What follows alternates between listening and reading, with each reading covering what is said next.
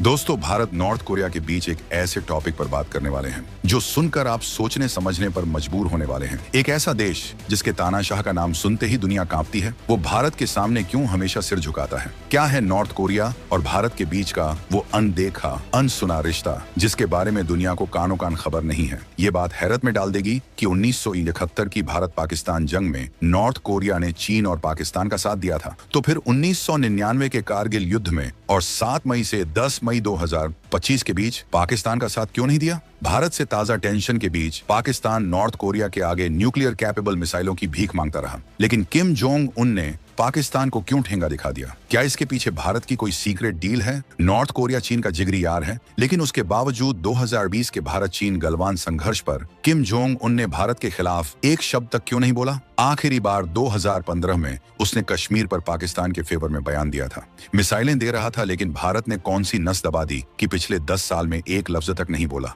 अप्रैल 2015 को जब north Korea का फॉरेन मिनिस्टर भारत आया, तो उस वक्त की विदेश मंत्री सुषमा स्वराज ने उसे कौन सी चाबी भरी कि किम जोंग उन ने पाकिस्तान का बायकॉट स्टार्ट कर दिया? मई 2018 को भारत के विदेश राज्य मंत्री जनरल वी.के. सिंह ने किम जोंग उन की धरती पर आखिर ऐसी कौन सी सीक्रेट डील की थी जिसने पाकिस्तान के ताबूत में आखिरी कील ठोक दी? 1998 में जब भारत ने परमाणु परीक्षण किए तो अमेरिका, जापान समेत पूरी दुनिया हम पर टूट पड़ी थी, लेकिन तब नॉर्थ कोरिया वो पहला देश था जिसने भारत का खुलकर समर्थन किया था। आखिर तब ऐसा क्या हुआ था कि नॉर्थ कोरिया भारत के लिए दुनिया से भिड़ गया था? आखिर भारत और नॉर्थ कोरिया के बीच ये रिश्ता इतना रहस्यमय क्यों है? क्या कोई अनसुनी कहानी है जो दुनिया से छिपाई गई है? क्या नॉर्थ कोरिया के राजा महाराजाओं का भारत से कोई खून का रिश्ता रहा है? क्या है नॉर्थ कोरिया का अयोध्या कनेक्शन? नॉर्थ कोरिया के स्कूल के सिलेबस में, उनकी किताबों में भारत के बारे में आखिर क्या पढ़ाया जाता है? इन सवालों के जवाब आज इस वीडियो में मिलेंगे। दोस्तों, पहले ताजा घटनाक्रम से रूबरू होते हैं, फिर आपको बताऊंगा वो अंदरूनी सीक्रेट जो आपको जानना जरूरी है। सबसे पहले आते हैं उस पॉइंट पर जो सुनकर पाकिस्तान के पैरों तले जमीन खिसक जाएगी, क्योंकि दोस्तों एक वक्त था जब नॉर्थ कोरिया और पाकिस्तान के बीच मिलिट्री टेक्नोलॉजी का, फौजी साजो सामान का खुफिया लेन देन अपने चरम पर था। चोरी छिपे न्यूक्लियर बम बनाने की टेक्नोलॉजी और मिसाइलें एक दूसरे को दी जा रही थी। 1990 के दशक में पाकिस्तान के न्यूक्लियर साइंटिस्ट A.Q. खान ने नॉर्थ कोरिया को चोरी छिपे न्यूक्लियर टेक्नोलॉजी दी थी और बदले में नॉर्थ कोरिया से मिसाइल टेक्नोलॉजी ली थी। ये न्यूक्लियर मिसाइल का गोरख धंधा भारत की सुरक्षा के लिए एक बहुत बड़ा खतरा बन गया था। भारत ने 1999 में अपने कांडला पोर्ट पर एक नॉर्थ कोरियाई जहाज को पकड़ा भी था जिसमें मिसाइल के पुर्जे मिले थे, लेकिन अब जियोपॉलिटिकल समीकरण पूरी तरह बदल गया है। अब पॉलिटिकल लेवल पर अगर देखें तो नॉर्थ कोरिया ने एक बहुत ही खास रवैया अपनाया है। वो भारत के खिलाफ, इंडिया के अगेंस्ट कभी भी पब्लिक में कोई नेगेटिव बयान नहीं देता। प्योंगयांग, जो अपने तीखे आग उगलने वाले बयानों के लिए पूरी दुनिया में बदनाम है, उसने भी भारत के लिए हमेशा नरम और इज्जत भरी भाषा का ही इस्तेमाल किया है। इसके पीछे कई कारण हैं, कई वजहें हैं। पहली, भारत ने कभी भी नॉर्थ कोरिया के अंदरूनी मामलों में उसके शासन के तरीके पर कोई सीधी टिप्पणी नहीं की, कोई डायरेक्ट कमेंट नहीं किया, और ना ही नॉर्थ कोरिया के खिलाफ अमेरिका या यूरोप की तरह कोई आक्रामक रुख अपनाया। दूसरा, इतिहास गवाह है कि भारत गुटनिरपेक्ष आंदोलन का लीडर रहा है और नॉर्थ कोरिया भी उसका मेंबर था। इस लिहाज से नॉर्थ कोरिया भारत को हमेशा एक दोस्त देश मानता आया है। दोस्तों, 1998 में जब भारत ने पोखरण में परमाणु परीक्षण किए थे, पूरी दुनिया में टहलका मच गया था। अमेरिका, जापान सब के सब भारत की आलोचना कर रहे थे, हम पर पाबंदियां लगाने की धमकी दे रहे थे, लेकिन उस मुश्किल वक्त में नॉर्थ कोरिया वो पहला देश था जिसने खुलकर डंके की चोट पर भारत का समर्थन किया। उस वक्त प्योंगयांग ने कहा था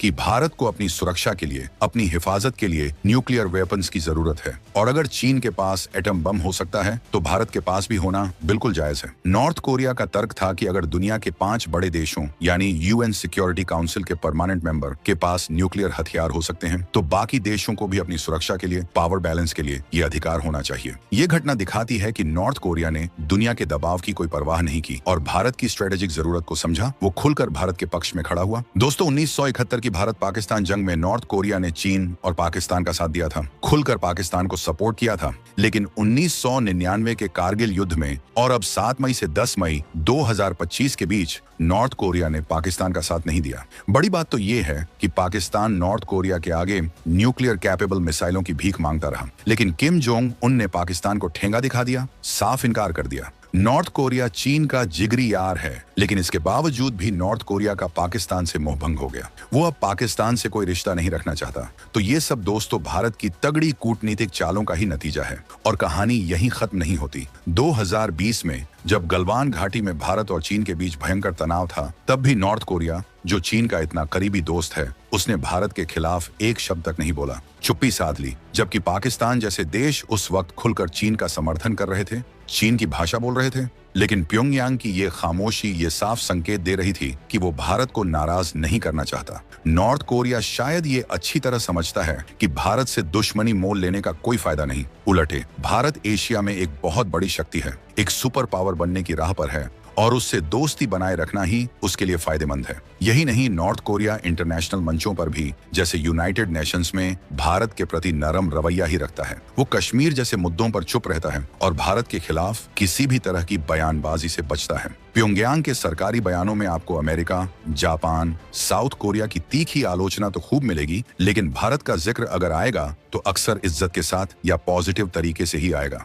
खुद नॉर्थ कोरिया के अधिकारियों ने ऑफ द रिकॉर्ड ये माना है कि वो भारत को एक मित्र देश मानते हैं और ऐसा कोई भी कदम नहीं उठाएंगे जिससे भारत की सुरक्षा को, हमारी सेफ्टी को कोई खतरा हो। और इसका सबसे बड़ा सबूत मिला मई 2018 में, जब भारत के विदेश राज्य मंत्री जनरल वीके सिंह प्योंगयांग गए थे, तो नॉर्थ कोरिया की तरफ से उन्हें ये भरोसा दिलाया गया था कि वो भारत की सुरक्षा के खिलाफ कोई काम नहीं होने देगा। नॉर्थ कोरिया ने ये वादा भी किया कि वो ऐसी किसी भी कार्रवाई की इजाजत नहीं देगा जिससे भारत की चिंताएं बढ़े। इस वादे का सीधा मतलब क्या था? यही कि भविष्य में नॉर्थ कोरिया पाकिस्तान को न्यूक्लियर या मिसाइल टेक्नोलॉजी देने जैसी कोई हरकत नहीं करेगा। ये थी भारत की वो खामोश डिप्लोमेसी, वो साइलेंट पावर, जिसने नॉर्थ कोरिया जैसे देश को भी साध लिया। वैसे दोस्तों, इसकी स्क्रिप्ट अप्रैल 2015 में ही लिख गई थी, जब पहली बार नॉर्थ कोरिया का कोई विदेश मंत्री भारत दौरे पर आया और यहाँ हमारी विदेश मंत्री सुषमा स्वराज से मिला, जिन्होंने पाकिस्तान को मिसाइल टेक्नोलॉजी बेचने और कश्मीर पर बयानों लेकर ऐसी चाबी घुमाई की कि किम जोंग उन और उनका प्योंगयांग हमेशा के लिए पाकिस्तान दूरी बनाने पर एग्री हो गए। अनऑफिशियल रिपोर्ट्स भी कहती हैं कि भारत के दबाव में नॉर्थ कोरिया ने पाकिस्तान के साथ एक बहुत बड़ी मिसाइल डील से अपने हाथ पीछे खींच ली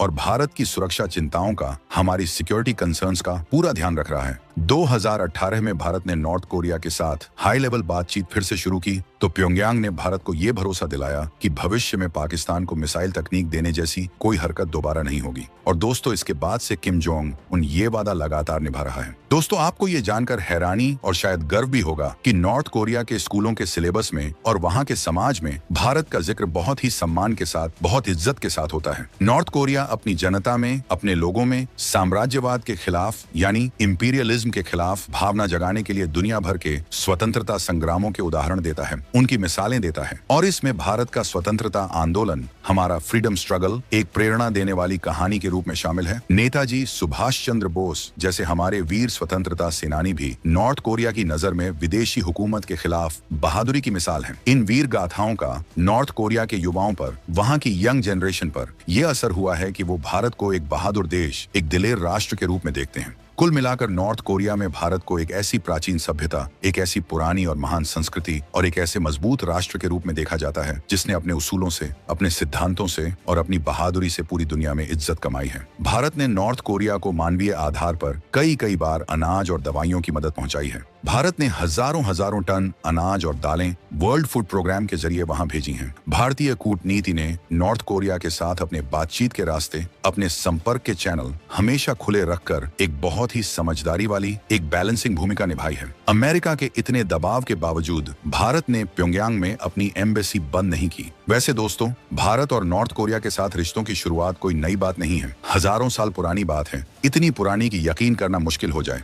लेकिन कोरिया की लोक कथाएं, उनकी अपनी कहानियां चीख कर ये कहती हैं कि अयोध्या की एक राजकुमारी जिनका नाम था सूर्यरत्ना, जिन्हें कोरिया में रानी हुआंग ओक के नाम से पूजा जाता है, समंदर पार करके कोरिया पहुंची थी और वहां उन्होंने शादी की कोरिया के राजा किम सुरो से। और इसी शादी से शुरुआत हुई कर्क वंश की, एक ऐसा खानदान जिसने कोरिया के इतिहास पर गहरी छाप छोड़ी। अब आप कहेंगे कि ये तो कहानी है, इसमें नॉर्थ कोरिया कहां से आया? तो सुनिए, 2001 में अयोध्या में इसी रानी हुआंग ओक की याद में एक मेमोरियल बनाया गया, एक स्मारक। और उसके उद्घाटन में दक्षिण कोरिया के बड़े लोग तो आए ही थे, लेकिन साथ में कौन था जानते हैं? भारत में बैठा नॉर्थ कोरिया का राजदूत, उसका एम्बेसडर जी हाँ, इसका सीधा मतलब है कि नॉर्थ कोरिया भी इस प्राचीन रिश्ते को मानता है। अयोध्या से अपने जुड़ाव को फख्र से कबूल करता है। वो भी मानता है कि भारत की महान सभ्यता से उसका गहरा नाता है। और सिर्फ यही नहीं, कहते हैं कि रामायण की कहानी ने भी नॉर्थ कोरिया में लोगों के दिलों में जगह बनाई। कल्चरल एक्सचेंज प्रोग्राम के तहत वहाँ के लोगों को भगवान राम की कहानी, सीता मैया का त्याग, हनुमान जी की भक्ति और रावण पर राम की विजय की गाथा सुनाई गई। क्यों? ताकि वो भारत की शानदार पौराणिक विरासत को जान सकें और सदियों पुराने इन रिश्तों पर गर्व महसूस कर सकें। सोचिए, एक कम्युनिस्ट देश जहां धर्म को अफीम माना जाता हो, वहां रामायण की नैतिक शिक्षाएं, परिवार के प्रति वफादारी, धर्म का पालन और बुराई पर अच्छाई की जीत, इन सबको पॉजिटिव तरीके से देखा गया। अयोध्या की राजकुमारी वाली कहानी तो पहले से ही वहां थी, लेकिन रामायण को फॉर्मल तरीके से पेश करके दोनों देशों ने अपनी सदियों पुरानी दोस्ती को, कल्चरल नजदीकी को और भी पक्का कर दिया। अब बात करते हैं नॉर्थ कोरिया के सबसे ताकतवर परिवार की, किम खानदान। नॉर्थ कोरिया के फाउंडर किम इल सुंग और उनके बेटे किम जोंग इल, इन दोनों का भारत और उसकी संस्कृति के लिए एक खास झुकाव था, एक सीक्रेट लगाव था जिसके बारे में दुनिया को ज्यादा पता नहीं। किम इल सुंग, जिसने नॉर्थ कोरिया को बनाया, वो भारत की आजादी की लड़ाई का कायल था। वो भारत की गुटनिरपेक्ष नीति यानी नॉन अलाइंड मूवमेंट का खुलकर सपोर्ट करता था। 1980 के दशक में जब हमारी प्राइम मिनिस्टर इंदिरा गांधी जी से उसकी बातचीत हुई, तो किम इल सुंग ने भारत को एक महान देश बताया था। किम इल सुंग ने तो यहाँ तक कहा था कि कोरिया और भारत को अपनी दोस्ती और बढ़ानी चाहिए ताकि दोनों डेवलपिंग देश मिलकर अमीर और ताकतवर देशों की बराबरी कर सकें। अब बात करते हैं किम जोंग इल की, यानी मौजूदा तानाशाह किम जोंग उन के पिता की। ये जनाब दुनिया भर की फिल्में देखने के बड़े शौकीन थे और उन्होंने नॉर्थ कोरिया में एक जबरदस्त फिल्म इंडस्ट्री भी खड़ी की। किम जोंग इल के राज के आखिरी सालों में और किम जोंग उनके शुरुआती दौर में प्योंगयांग में एक इंटरनेशनल फिल्म फेस्टिवल होता था। और आपको जानकर हैरानी होगी कि इस फिल्म फेस्टिवल में भारत की कई फिल्में दिखाई गईं। 1987 से ही इसमें इंडियन फिल्मों को शामिल किया जाता रहा है। ये भारत की कल्चरल डिप्लोमेसी का एक ऐसा चक्रव्यूह है जिसमें नॉर्थ कोरिया भी खींचा चला आया। 2016 के फेस्टिवल में बाजीराव मस्तानी, बाहुबली, गब्बर इज बैक जैसी फिल्में दिखाई गई। लेकिन ये कल्चरल डिप्लोमेसी सिर्फ फिल्मों तक ही सीमित नहीं थी। 70 और 80 के दशक में दोनों देशों के बीच पढ़े लिखे लोग, प्रोफेसर्स, कलाकार, इनके ग्रुप्स एक दूसरे के यहाँ आते जाते थे। भारत ने नॉर्थ कोरिया के स्टूडेंट्स के लिए साइंस और टेक्नोलॉजी की ट्रेनिंग का इंतजाम किया। इतना ही नहीं, 1950-53 में जब कोरिया में भयानक जंग हुई थी, नॉर्थ और साउथ कोरिया आपस में लड़ रहे थे, तब भारत ने किसी का पक्ष नहीं लिया, लेकिन इंसानियत के नाते मेडिकल यूनिट भेजी। भारतीय 60वें पैराशूट फील्ड एम्बुलेंस के 346 सैनिक और डॉक्टर वहां गए और हजारों जानें बचाईं। जंग खत्म होने के बाद भी जब कैदियों की अदला बदली होनी थी, तो उसके लिए जो कमीशन बना, न्यूट्रल नेशंस रिपैट्रिएशन कमीशन, उसकी अध्यक्षता भी भारत ने की थी। इन ऐतिहासिक घटनाओं ने नॉर्थ कोरिया के मन में भारत की एक मददगार और इंसाफ पसंद देश की इमेज बना दी और ये इमेज आज तक बनी हुई है। आपको इस मामले में क्या कुछ कहना है? कमेंट करके बताएं।